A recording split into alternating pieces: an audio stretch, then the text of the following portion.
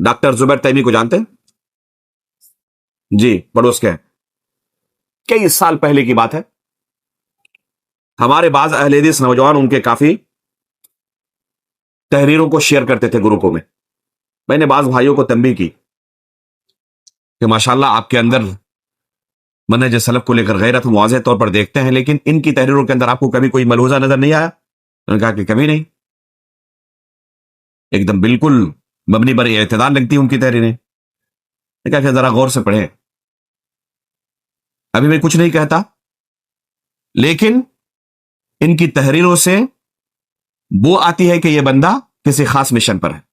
अहले हदीसों के अंदर, सलफियों के अंदर वो बातिल अफकार को इंतहाई चालाकी के साथ दाखिल करने की कोशिश में काम कर रहा है।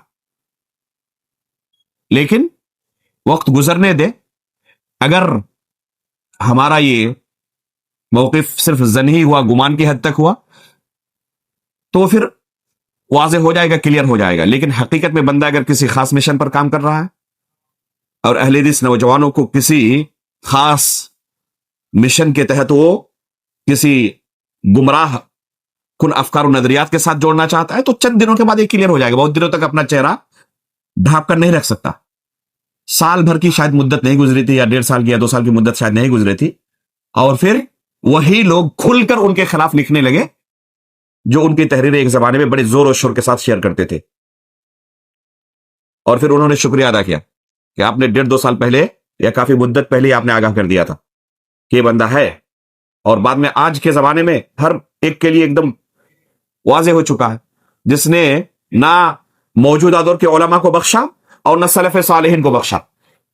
हसन बसरी रहमहुल्लाह और फुदैल इब्न इयाद और दूसरे सलफ सालिहीन के ऊपर भी उन्होंने इतनी गलीज किस्म की इल्जाम तराशी की है कि बयान करना मुश्किल।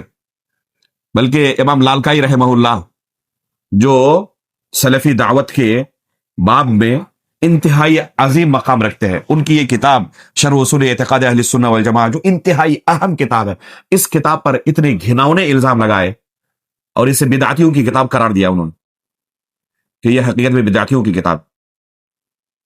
तो ये अपना चेहरा शुरू में कभी भी वाज़ेह तौर पर नहीं खोलते। बड़ी पुरअसरार शख्सियत होती है इन लोगों की, तो ऐसे लोगों से बचकर रहना।